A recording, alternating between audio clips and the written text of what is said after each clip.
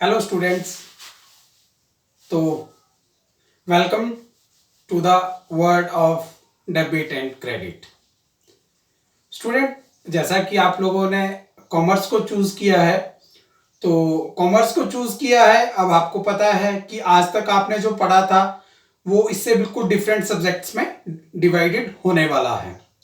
अभी तक आपने जो भी चीजें पढ़ी वो अभी यहाँ पर कॉमर्स की फील्ड में आके बिल्कुल खत्म हो जाती हैं। हमारे को यहाँ पर दोबारा जीरो से शुरू करना पड़ेगा। आपके पास कॉमर्स में जो सब्जेक्ट रहेंगे वो मेन सब्जेक्ट्स में अकाउंट्स, इकोनॉमिक्स और बिजनेस स्टडी रहेंगे। अब जब आपने कॉमर्स चूज किया ही है तो मैं आपको बता दूं कि बहुत इजी सब्जेक्ट्स हैं, मुश्किल कुछ भी नहीं है। मुश्किल सिर्फ एक चीज है कि आप इन चीजों को कितना अंडरस्टैंड करते हैं।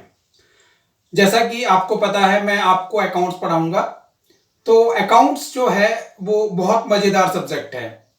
एक कॉम्बिनेशन है मैथ का और नॉर्मल जो न्यूमेरिक रहते हैं आपके, उनका। मैथ का इसमें कोई रोल नहीं है।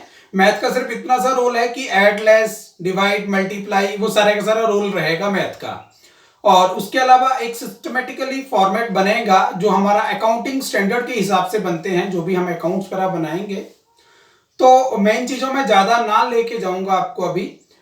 मेरा आज का जो आपके लिए मेन चीज रहेगी वो यही रहेगी कि आप घर पे जो भी पढ़ रहे हैं, आप सबसे पहले तो बेसिक टर्म ऑफ अकाउंटिंग पढ़ें। जो आपकी बेसिक टर्म ऑफ अकाउंटिंग है वही आपके लिए सबसे ज्यादा जरूरी रहने वाली है और सबसे ज्यादा वो आपके काम भी आएंगी। अब मैं आपको थोड़ा सा अकाउंटिंग के बारे में बता देता हूं कि अकाउंटिंग है क्या है। अकाउंटिंग सिंपल वर्ड्स में अगर हम बोलें तो जो हमारा बिजनेस है, बिजनेस में हम जो अकाउंटिंग करने जा रहे हैं या कर रहे हैं वो एक बहुत लंबा प्रोसेस रहता है। एक पूरे साल की फाइनेंशियल ट्रांजैक्शंस को रिकॉर्ड करते हैं और उनको रिकॉर्ड करने के बाद उनको समराइज करते हैं, उनको क्लासिफाई करते हैं और लास्ट में उनकी मेजरिंग करते हैं। तो अकाउंटिंग जो है वो हमारा एक फंक्शन है। फॉर एग्जाम्पल, आप दुकान पे जाते हो कहीं पर कुछ सामान लेने के लिए, तो जब आप सामान लेते हो तो बदले में आप क्या देते हो? पैसे देते हो। अब आपने जो पैसे वहां पर दिए हैं वो पैसे क्या हैं? वो एक फाइनेंशियल इंस्ट्रूमेंट है हमारी रिकॉर्डिंग के लिए। तो वो जो बिजनेसमैन है, मान लेते हैं आप मेरे पास आए, आपने सामान लिया और मुझे पैसे दिए, तो मुझे वो रिकॉर्ड करनी है।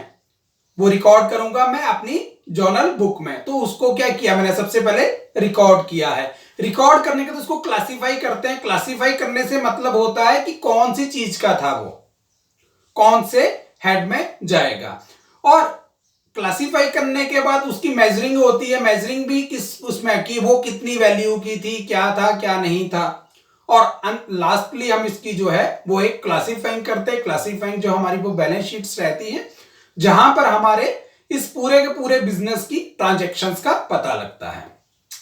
तो आपने क्या करना है? आपने फिलहाल घर पे रह के अभी जो करना है वो आपने इसकी जर्नल जो भी चीजें हैं वो पढ़नी है। मैंने आपको एक मेन चीज बता दी है, अकाउंटिंग टर्म्स जो दे रखी हैं, बेसिक्स टर्म्स ऑफ अकाउंटिंग, वो आपने जरूर सारी की सारी पढ़नी है। उसमें क्या रहेगा? उसमें asset, capital, liabilities, sale, purchase, debit, credit, expenses, expenditures, revenue expenses, capital expenses, capital income, revenue income, ये सारी सारी बहुत सारी चीजें हैं। उसमें कुछ 17-18 जो है वो पॉइंट्स हैं, वो आपको पढ़ने हैं। और पढ़ने के बाद आपको उनको क्या करना है? पेन डाउन करना है। क्योंकि जब तक आप इन टर्म्स का मतलब नहीं समझ पाओगे तब तक हमारे को थोड़ा सा आगे जाने में मुश्किल होगी। Thank you student.